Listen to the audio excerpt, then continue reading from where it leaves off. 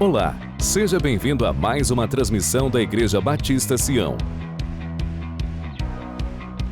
Que bom ter você conosco. Desligue-se de tudo e evite qualquer distração.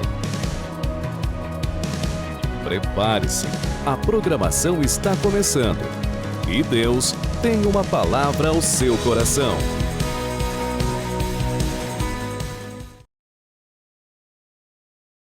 Boa noite, queridos e amados irmãos, irmãs, amigos, sejam todos muito bem-vindos a mais um culto Palavra Viva.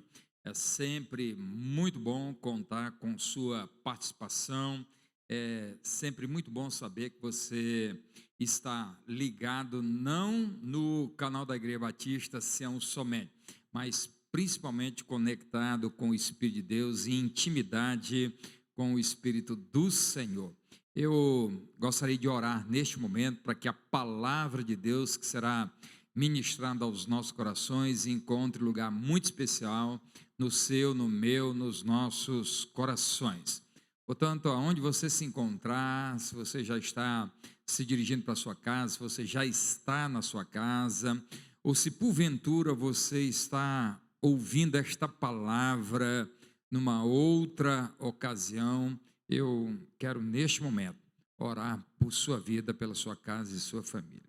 Amado e soberano Deus, louvado e exaltado seja o teu santo nome. Deus da palavra, nós queremos neste momento rogar ao teu Espírito Santo, que inspirou, que soprou a tua palavra, que ela encontre lugar muito especial em os nossos corações. Muda, ó Deus, em nome de Jesus, os nossos relacionamentos, que teu Espírito Santo transforme esta palavra em poder, em vida, em nossas vidas, em os nossos relacionamentos. Pai, eu oro neste momento por cada um dos teus filhos e filhas que neste momento, em oração, pedem também uma visitação do teu Espírito Santo. Abençoa de maneira muito especial a membresia da Igreja Batista Sião, que o Senhor continue tocando em os nossos corações, acrescentando a esta igreja aqueles que haverão de ser salvos aqui em Taguatinga Norte, Brasília, Distrito Federal. Ó Deus, que esta palavra também alcance os corações daqueles que virão, ó Deus, ouvi-la, que, ó Deus, em tudo o teu nome, só o teu nome seja exaltado e glorificado. Pai, que nesta hora todo pensamento seja levado cativo à obediência a Jesus Cristo. Pai, perdoa-nos naquilo que ofendemos a tua santidade. Espírito Santo nos leva para mais perto do Senhor, santifica-nos, ó Deus, é a nossa oração. E a fazemos no nome daquele que vive e reina para todo sempre, hoje e sempre. Amém e amém. Amados irmãos, eu só queria fazer aqui um convite para você. No próximo dia 11 e 12, nós estaremos celebrando a nossa igreja, os 60 anos de organização da Igreja Batista Sião. Eu estarei abrindo a série de conferências, sábado, dia 11, e domingo pela manhã estará conosco aqui o pastor Ayrton. Ele é o reitor do seminário Sebi, um homem extremamente inteligente, um erudito, alguém que já esteve nos abençoando em outras ocasiões. Inclusive nós temos teólogos, bacharéis em teologia que formaram lá no Sebi, aqui na nossa igreja. E domingo à noite, no dia 12, estará encerrando a série de conferências o pastor Écio da Igreja Batista do Lago Norte, Brasília, Distrito Federal. Portanto, você é o nosso convidado. Mas anote aí também na sua agenda que dia 17, numa sexta-feira, nós estaremos realizando uma vigília que já é tradicional na nossa igreja, Projetando 2022. E no dia 25 à noite, nós teremos a cantata de Natal aqui na nossa igreja. E no final de ano, o nosso culto de passagem, com uma extraordinária ceia que está sendo preparada já desde agora, para que sejamos todos abençoados. Teremos a ceia do Senhor e depois uma ceia com todos aqueles que estão inscritos. Infelizmente, a notícia não boa, né, é que em apenas um dia, todas as inscrições para a ceia foram encerradas. Ficamos felizes pela procura, né, o desejo dos irmãos em interagir e estarem conosco, mas infelizmente não estaremos atendendo sequer menos da metade da nossa igreja. Isso posto, eu gostaria de convidar você a abrir a sua Bíblia no Evangelho de Lucas, capítulo de número 7, dos versos de 1 até o de número 10. O texto sagrado diz assim: tendo Jesus concluído todas as suas palavras dirigidas ao povo, entrou em Cafarnaum. E o servo de um centurião, a quem este muito estimava, estava doente, quase à morte. Tendo ouvido falar a respeito de Jesus, enviou-lhe alguns anciãos dos judeus, pedindo-lhe que viesse curar o seu servo. Estes, chegando a Jesus, com instância lhe suplicaram, dizendo: ele é digno de que lhe faças isto, porque é amigo do nosso povo, e ele mesmo nos edificou a sinagoga. Então Jesus foi com eles, e já perto da casa, o centurião enviou-lhe amigos para lhe dizer: Senhor, não te incomodes, porque não sou digno de que entres em minha casa. Por isso, eu mesmo não me julguei digno de ir ter contigo. Porém, manda com uma palavra e o meu rapaz será curado. Porque também eu sou homem sujeito à autoridade e tenho soldados às minhas ordens. E digo a este: vai, e ele vai, e a outro: vem, e ele vem, e ao meu servo: faze isto, e ele o faz. Ouvidas estas palavras, admirou-se Jesus dele, e voltando-se para o povo que o acompanhava, disse: afirmo-vos que nem mesmo em Israel achei fé como esta. E voltando para casa, os que foram enviados encontraram curado o servo. Queridos irmãos, eu quero tratar com vocês nesta noite sobre o tema relacionamentos transformadores. Como a maioria absoluta da igreja, de maneira muito especial, a liderança da igreja sabe, uma das balizas, um dos pilares da Igreja Batista Sião e do ministério pastoral são os relacionamentos. Na realidade, são 4 balizas, 4 estacas, 4 fundamentos: palavra, santidade, relacionamentos e relevância social. E este centurião, ele é um exemplo de relacionamentos em todos os níveis. Alguém já disse com muita propriedade que relacionamentos superficiais produzem motivações superficiais que levam a aceitações superficiais. Nesse texto muito conhecido, o centurião, o chefe de uma centúria de 100 soldados romanos sob seu comando, este homem, ele é um referencial, serve de paradigma de relacionamentos transformadores e das bênçãos que podem produzir relacionamentos como os deste centurião. Vejamos então alguns princípios que este centurião tem a nos ensinar como igreja do Senhor, mas eu já quero lhes antecipar que o relacionamento mais extraordinário, mais transformador, mais digno de nota na minha reflexão, será o relacionamento dele com Jesus de Nazaré. Entretanto, nós vamos ver também, inicialmente, o seu relacionamento com a sua centúria, um relacionamento baseado num apreço à hierarquia.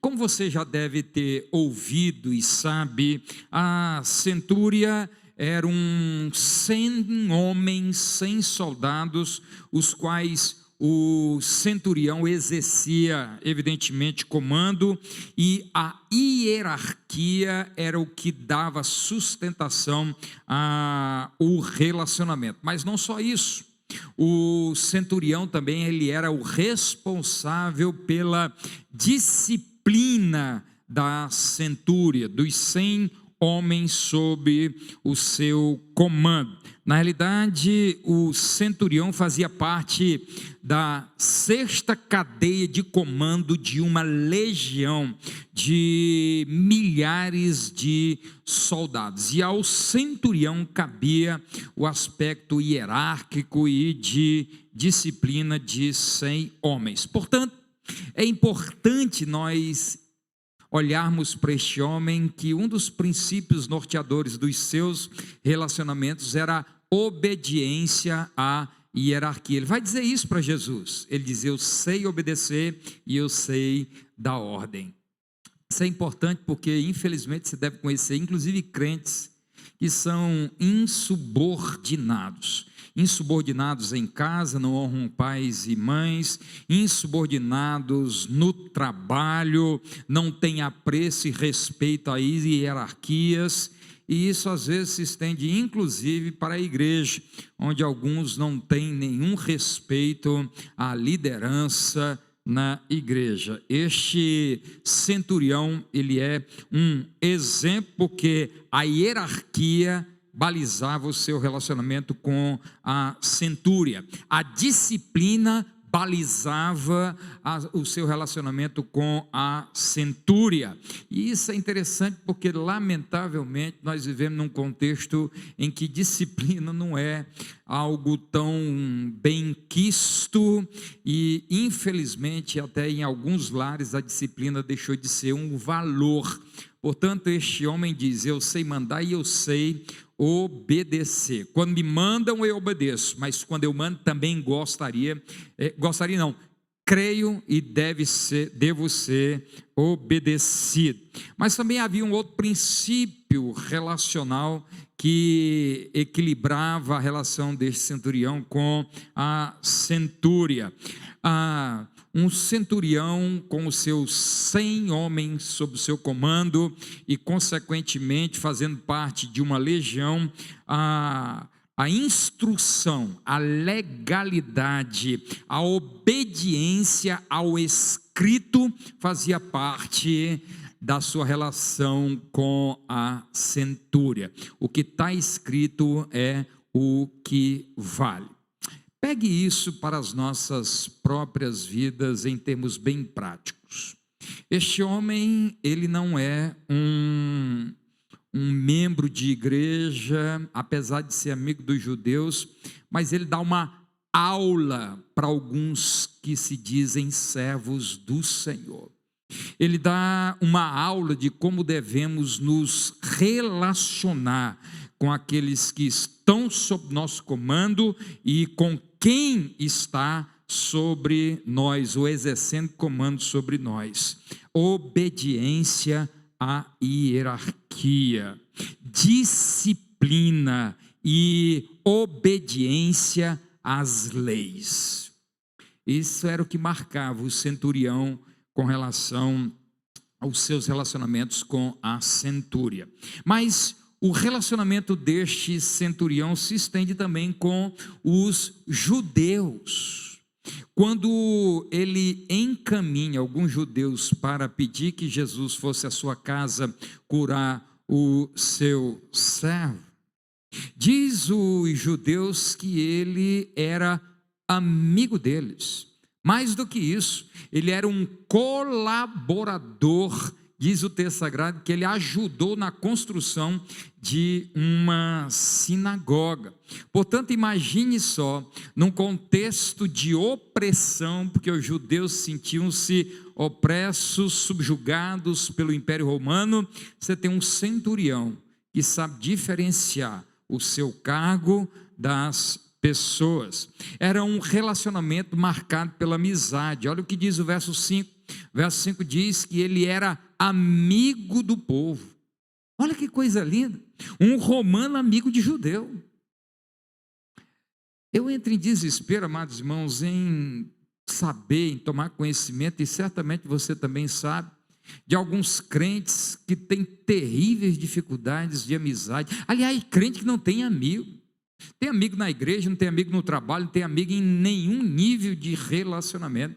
Esse centurião era amigo dos judeus, diz o texto sagrado. Relacionamentos baseados em amizades verdadeiras. E mais ainda, no verso de número 5 é dito do que ele era estimado, ele estimava o povo, ele respeitava a religião dos judeus. Seus subalternos e servos também eram respeitados por ele. Um antigo código samurai diz o seguinte: uma alma sem respeito é uma morada em ruínas, deve ser demolida para construir uma nova. Uma alma sem respeito é uma morada em ruínas. E diz o texto sagrado que este centurião, ele não era só amigo dos judeus, mas ele respeitava os judeus. Ainda vamos ver no verso 5 que ele construiu uma sinagoga para os judeus. Olha só, esse cara colocou dinheiro dele, botou a mão no bolso e investiu na obra dos judeus, na sinagoga dos judeus. Um homem desapegado do material, um homem altruísta. O centurião não era um homem apegado aos bens materiais. O seu dinheiro era para abençoar. Eita, Jesus, esse romano, esse soldado romano tem muito a ensinar a crentes avarentos, miseráveis, que têm dificuldade de colocar a mão no bolso para abençoar a obra do Senhor, a obra missionária. Ai, Jesus, como nós precisamos de homens como este centurião, que sejam desapegados do material. Você pode acreditar, me diga quem é um avarento, que é cercado de amigos, e eu lhes direi que são amigos falsos, interesseiros, porque avarento, pessoas materialistas, não têm relacionamentos profundos. Este homem também, amados irmãos, ele não só se relacionava com a centúria de maneira exemplar, ele não só se relacionava com os judeus de maneira exemplar, na forma como mencionei, mas também ele se relacionava com o seu servo de maneira extraordinária, por pelo menos 3 razões. Primeiro, no verso de número 2 é dito que ele estimava muito o seu servo. Sabe o que significa, amados irmãos, estimar? Estimar é respeitar, mostrar apreço, honrar, dignificar. Esse comandante romano de 100 homens, que fazia parte da 6ª hierarquia de uma legião, dá uma aula de como se deve se relacionar com as pessoas que estão abaixo. Nós estamos falando de um servo, de alguém cujo único direito que tinha era não ter direito. E esse centurião estimava, honrava, dignificava o seu servo. Você deve conhecer crentes que têm secretárias em casa, uma passadeira, alguém que visita a casa para fazer uma faxina por mês, por semana, alguns dias. É possível que você conheça empresários crentes que tratam os empregados como coisa. Eu conheço crentes que não aceitam a empregada comer com eles à mesa. Esse tipo de relacionamento não é digno de ser mencionado como de um filho de Deus. Nós estamos falando de um romano ensinando como se deve se relacionar com as pessoas que estão sob nosso comando, que estão debaixo da nossa autoridade, seja ela espiritual, seja ela financeira, seja ela empresarial, de qualquer natureza. Diz o texto sagrado que este centurião dignificava, honrava, respeitava, estimava o seu servo. Coisa extraordinária. Mas há outra coisa que balizava, alicerçava a relação desse centurião com o seu servo, era a compaixão. Verso 2, quando ele toma conhecimento que seu servo está morrendo, está doente, ele sente a dor do seu servo. Compaixão, amados irmãos, é sentir a dor de quem sofre. Diz o texto sagrado que ele estava doente, quase à morte, e aquilo trouxe uma perturbação emocional ao centurião. Irmãos, vocês devem saber, num contexto pandêmico como o que nós estamos vivendo, eu perdi a conta de quantos velórios eu fui nesses últimos 2 anos. Morte natural e outros, infelizmente, causados pela Covid. Gente de igreja,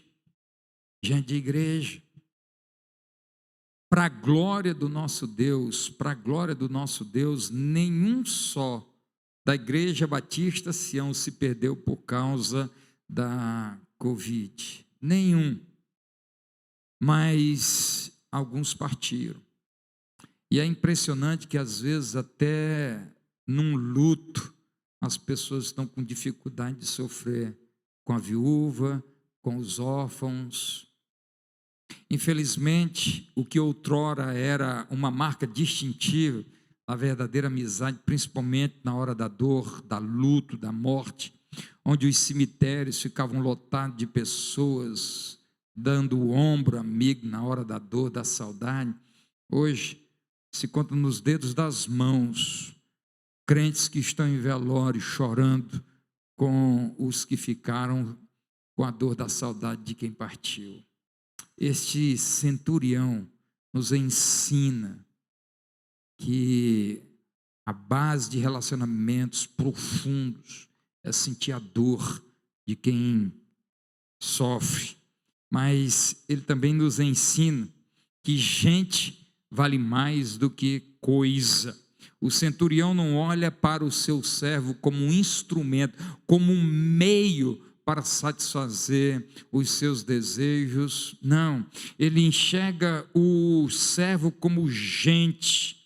Ele não coloca o seu cargo acima do servo, ele coloca o seu cargo a serviço do servo, a seu prestígio a serviço do servo.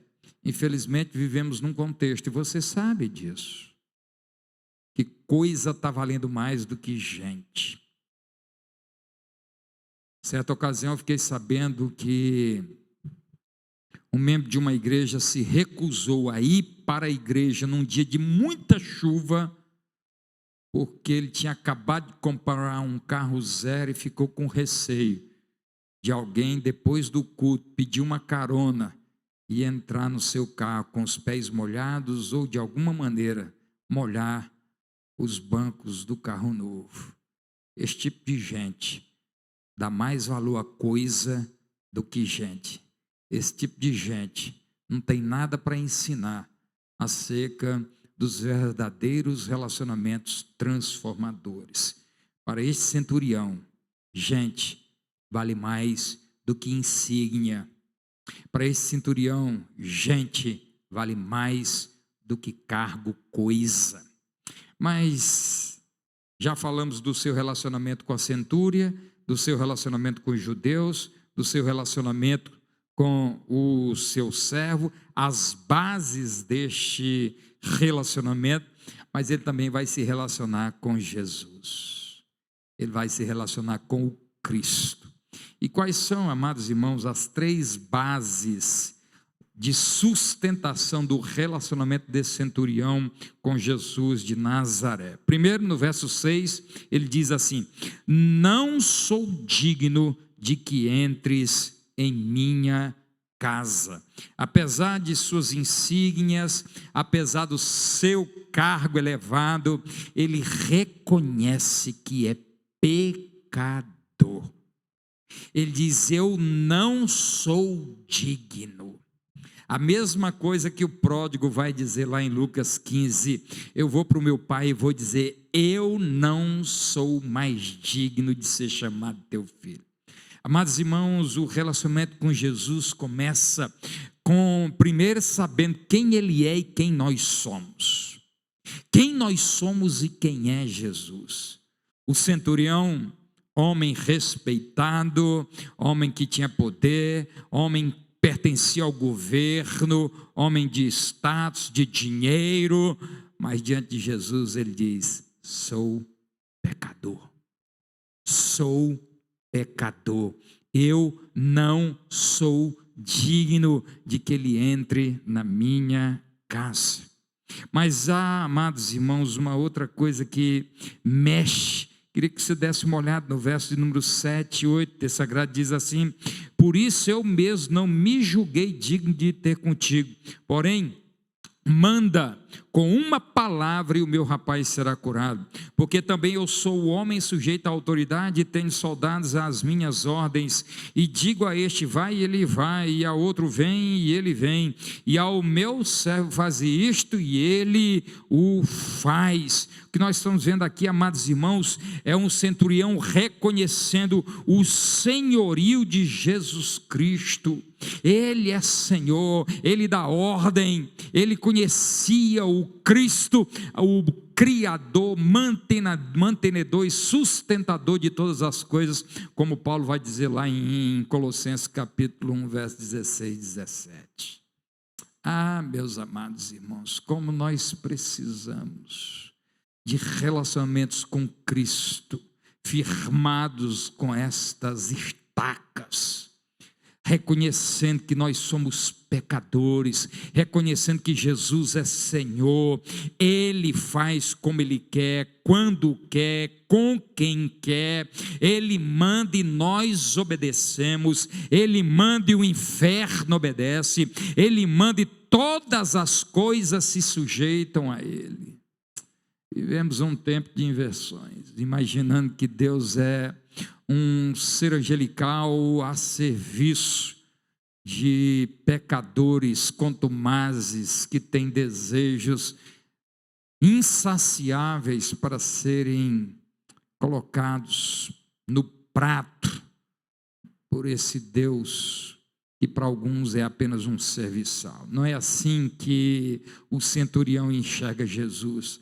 O centurião enxerga Jesus como o Senhor, ele enxerga Jesus como santo, santo, santo. Eu não sou digno que o Senhor chegue perto de mim, como Pedro também vai dizer: Senhor, afasta-te, sou pecador. É um reconhecimento: eu sou pecador, Ele é Senhor, Ele é santo, eu sou pecador. São as bases que vão firmando o relacionamento deste centurião com o Cristo. Mas há uma outra coisa que sobressai no texto. Jesus vai dizer: nem mesmo em Israel achei fé como esta. Amados irmãos, um romano agora serve de exemplo de fé para toda a comunidade de Israel. Interessante que as duas pessoas às quais Jesus elogia a fé não têm relacionamento nenhum com o dia a dia judaico. Uma é uma cirofenícia, que os demônios invadiram a casa dela e pegaram a sua filha. E o outro é esse centurião, a quem Jesus diz: nem mesmo em Israel eu achei uma fé como esta. Amados irmãos, a liga do nosso relacionamento com Cristo é a nossa fé. Amados irmãos, sem fé é impossível agradar a Deus. Sem fé nós não podemos nos aproximar do Cristo de maneira verdadeira, compreendê-lo como de fato Ele é. O que acontece? O que acontece com relacionamentos como este do centurião? O que pessoas como esse centurião, que se relacionam tão bem com a centúria, com pessoas que não professam a sua fé, ou que eles não têm um relacionamento direto, um romano se relacionando bem com os judeus e com a própria religião, a ponto de construir sinagoga. O que relacionamentos de um centurião com um servo nas bases que mencionei, e o que um relacionamento de um romano, de um centurião com Cristo nas bases que eu mencionei, o que isso se transforma? Quais são as consequências? Pelo menos 3, pelo menos 4, para falar a verdade. Primeiro, pessoas assim são respeitadas por onde quer que passam. Certamente esse centurião era respeitado na sua centúria, admirado entre os judeus e estimado entre os seus empregados. Se você deseja também que os teus relacionamentos sejam pontes transformadoras, se você deseja que os teus relacionamentos sejam transformadores, olhe este centurião como um referencial. Pessoas assim são respeitadas no trabalho. A centúria atestava que os relacionamentos desse centurião eram verdadeiros, né? Mas diz o verso de número 5, o testemunho vai além fronteiras. Quem está dando testemunho agora desse centurião eram judeus, que em tese odiavam os romanos. É possível, amados irmãos, com as bases desses relacionamentos, nós quebrarmos barreiras. O desesperador é que alguns crentes põem barreiras nos relacionamentos. Este romano ensina a quebrar as barreiras que impedem relacionamentos. Ele tem um testemunho alardeado. Mas também essas pessoas são amadas. Certamente os seus comandados o amavam, o respeitavam, o seu servo o amava, o respeitava, os judeus o respeitavam. O que nós estamos vendo agora é pessoas que não só têm o testemunho reconhecido, mas são aceitas, são benquistas, aonde chega são bem-vindas. É desesperador saber que nós conhecemos alguns crentes que quando chega o assunto acaba. Crentes azedos. Crentes que você lê uma postagem no Face, no Instagram, no Twitter, em qualquer uma outra rede social, você sente o azedume da alma. São pessoas solitárias. São pessoas que não conseguem atrair, apenas repelem. Nós estamos vendo aqui, amados irmãos, um centurião amado por onde ele passava, amado na centúria, respeitado na centúria, amado pelo servo, respeitado pelo servo, respeitado pelos judeus, querido pelos judeus, elogiado por Jesus. Nem em Israel eu vi uma fé como esta. Amados irmãos, ser elogiado por algum membro da centúria é legal. ser elogiado por um empregado, legal. Ser elogiado por um irmão da mesma fé e ordem, legal. Mas ser elogiado por Cristo é algo sublime. Jesus elogia este homem. Deixa eu concluir com algumas considerações para tentar tornar esse texto ainda mais real para mim e para você. Primeiro, é que o nosso conceito acerca de Jesus e a nossa fé para com Ele são aferidores verdadeiros dos nossos relacionamentos. Nossa profundidade de relacionamento com Jesus, ela vai se manifestar nos relacionamentos, no trabalho, na nossa casa, na igreja, com os nossos amigos. E se este relacionamento com Cristo for de alguma maneira arranhado, isso também vai ser exteriorizado, vai ser percebido. O interessante é que este centurião, quando ele chega a Jesus, ele não precisa voltar para reparar relacionamentos, porque ele já é respeitado na centúria, ele já é respeitado com os seus servos, respeitado na sua casa, respeitado entre os judeus. Ele não precisa voltar refazendo relacionamentos. O envolvimento com Cristo só atesta parte do seu próprio caráter. Com o relacionamento do centurião, com a centúria e com seu servo, nós aprendemos, amados irmãos, que é possível se relacionar com pessoas dando mais valor a gente do que a coisas. Gente vale mais do que coisa. Gente vale mais do que cargo. É possível, especialmente naqueles que têm envolvimento com Cristo, é possível que os nossos relacionamentos deixem claro que para nós gente vale mais do que coisas, títulos, cargos. Amados irmãos, você pode perceber isso de maneira muito clara também e tirar isso como um desafio.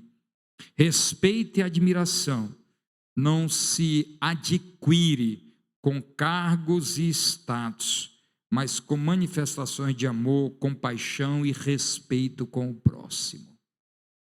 Não é uma insígnia, não é um cargo, não é um diploma que compra respeito, admiração, estima.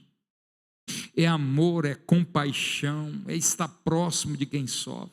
Esse centurião, ele exala tudo isso.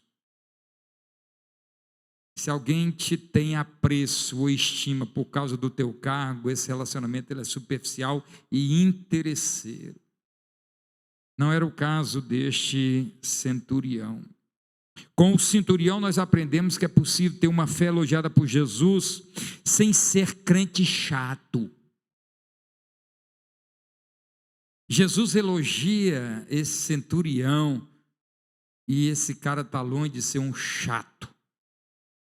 Ele se relaciona bem no trabalho, ele se relaciona bem em casa, ele se relaciona bem com seus servos, ele se relaciona bem com outros que a princípio não professavam a sua mesma crença.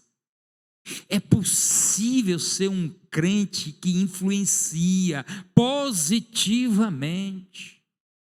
Se esse centurião influenciou de maneira positiva através dos seus relacionamentos, por que você, como servo do Deus Altíssimo, por que nós, como crentes, não influenciamos pessoas? Por que alguns estão saindo da igreja por tua causa e não vindo por tua causa? Quando eu me refiro vindo e saindo da igreja, é evidentemente que eu não me refiro somente à Igreja Batista. Falo de maneira genérica, mesmo sabendo que algumas pessoas saíram da igreja por causa de alguns. Mas louvado seja o nome do Senhor, porque muitos e muitos e muitos vieram para cá atraídos por relacionamentos verdadeiros e profundos. Este centurião nos ensina que é possível relacionamentos profundos, transformadores, sem ser crente chato. Concluo dizendo para você que fé sem obra é morta. Porque é isso que Tiago vai dizer no capítulo 2, verso 26, né? A fé nunca vai estar dissociada de obras. Tiago diz, porque assim como o corpo sem espírito é morto, assim também a fé sem obras é morta. Jesus elogia a fé daquele centurião, mas ele já tem relacionamentos profundos e transformadores que apenas atestaram que sua fé era verdadeira. E agora uma fé verdadeira tem um lastro de relacionamentos profundos e transformadores para dizer, esta fé é digna de ser elogiada. A minha oração nesta noite é que Deus use a sua vida para transformar pessoas no seu trabalho, na tua centúria. A minha oração é para que Deus use a sua vida para transformar aqueles que trabalham com você. A minha oração é para que Deus use a tua vida para transformar pessoas na tua casa. Filhos transformados por tua causa, pelo teu testemunho, pelos teus relacionamentos. Que Deus use a tua vida para ser uma bênção no reino, como esse centurião foi na vida dos judeus, inclusive construindo uma sinagoga. Que Deus, por meio da tua vida e da tua fé, leve o nome de Jesus a ser exaltado e glorificado. Relacionamentos transformadores. É isso que eu sonho como uma das balizas do nosso ministério aqui na Igreja Batista. Relacionamentos transformadores, relacionamentos como os deste centurião.